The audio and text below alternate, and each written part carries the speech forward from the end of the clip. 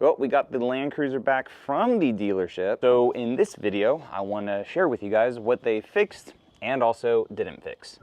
Go ahead and start it up. Now, I do apologize about the tardiness of this. I hope everyone had a great holiday season, good Merry Christmas, and we are looking forward to a very awesome 2025. The first thing that they could not duplicate, unfortunately, was this brake noise. Now, it has been very humid, and it did rain the other day as well. So we're gonna go ahead and back on out of the driveway, and hopefully this makes a sound that I shared with you guys earlier. Yeah. Could not duplicate, huh, Toyota? So very frustrating that they could not duplicate that at the dealership. I did let this service advisor know that it is when it's very humid outside. And of course, when I had this vehicle at the dealership, it was not very humid. It was a very cool, cold Florida week.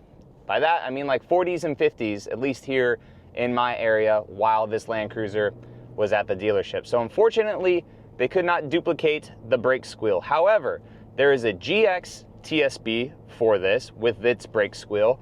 RAV4s have just announced all of their vehicles apparently are now part of a brake squeal. And also, like I told you guys in the initial video on this Land Cruiser, both the Tundra and Sequoia have TSBs for brake squeals. And in the comments of the original video, talking to you guys about this, plenty of you had issues as well with brake squeal on your guys' new Land Cruisers. So now let's talk about something they did fix, the seat. Before, it was beeping with every single little movement that you did. It was most likely not programmed from the first dealership that had this as a demo vehicle, but they did program it. So my wife, she has her preset seat. So this is her seating position. Jesus. And then now I have my preset position to driving position in the Land Cruiser, which is pretty cool. The cool thing too with these memory seats that you guys may have noticed is that the steering wheel is also automatic. So when we go to my wife's setting, it changed the steering wheel down a little bit. And then when we go to my setting, it would raise the steering wheel back up, just like it just did. So wherever you have the steering wheel, whether it's telescoping up and down, all this is fixed with it as well. I don't know if the mirrors you can set those. I don't think you can, but steering wheel and the seat are now fully programmable with the switches. Now, the last couple of things that I had issues with was some wind noise, specifically just coming from right here. Now, this is a big box of an SUV. It is not the most soundproof. Toyota skimped out and did not put acoustic glass on a $73,000 vehicle. Does not make sense. The GX gets acoustic glass. This does not. So you do have good amount of wind noise with this vehicle regardless. However, there's this little pocket right here that like catches air and it makes a very annoying kind of like scratching noise.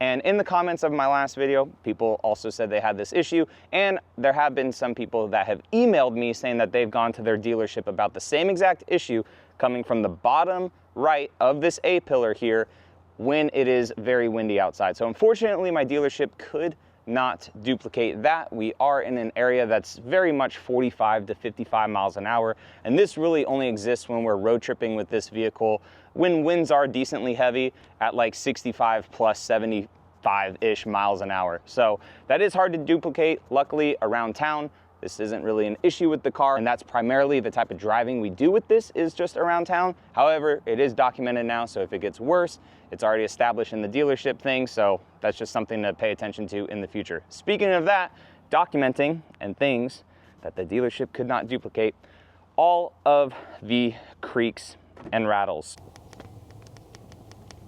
So the doors, even driving over to this little spot right here, I heard the freaking doors doing the ticking again. I didn't have any of the radio on. Once the radio's on, you can't really hear it that loud, but there are some days where you just want to, you know, just drive home quiet, right? You don't want to like listen to any music or do anything. So all of these doors and stuff, all the creaks and rattles that I told you guys about, which are very minute, very small, but they still exist and it is a little bit frustrating.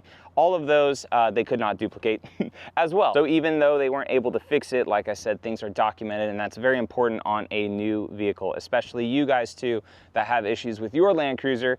Taking it to a dealership, it is frustrating when something doesn't get fixed. However, if a lot of us start to complain to Toyota, hey, there's wind noise coming from up here. hey, the brakes on our Land Cruisers are making these insane screeching noises. And if Toyota starts to see a lot of these issues come through and service advisors are like, hey, we don't have a fix for this, that is where a lot of these TSBs then come out on how to fix things on these vehicles. And if it's a safety issue, then they issue recalls. So that's how a lot of this stuff gets developed from us, the customers, kind of being guinea pigs, it seems like, on these more production vehicles. Now, other things that they did do, though, is it was in for its 5K service. You guys can let me know down in the comment section if I'm an idiot. I did not do an oil change. I typically don't do oil changes on my vehicles until 10,000 miles, unless it really, really needed it, right? And before you go to the comments, they say, well, John, you don't keep a vehicle long enough, you don't care. I'm going by Toyota's manual. This vehicle has not had a super hard life. I did admit to you guys that I probably should have changed the oil on my first Tacoma because I did do a lot of dirt driving and stuff with it, but we don't drive this Land Cruiser that hard. It is a mall crawler. It has not seen a lick of dirt or anything like that. The engine bay is super, super clean.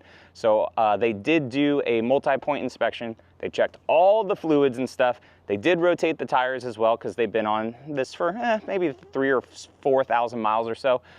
So yes, I did have them do all that, and apparently the vehicle is braking in the way that it should for the first 5,000 miles. But that's about it, guys. We do have some more modifications in my garage for this Land Cruiser now that it's back from its 5K service. I was waiting to put these mods on until that 5K service was done with some of these issues that I said that I had with this vehicle, so I wasn't, you know, pulling things apart and putting certain things where they shouldn't be. So there are some mods coming for this Land Cruiser. I do intend to have it for several more months. Not 100% sure yet if we're gonna trade this for the 6th Gen 4Runner, or if a ton of you guys like these videos and stuff and YouTube is able to float both payments.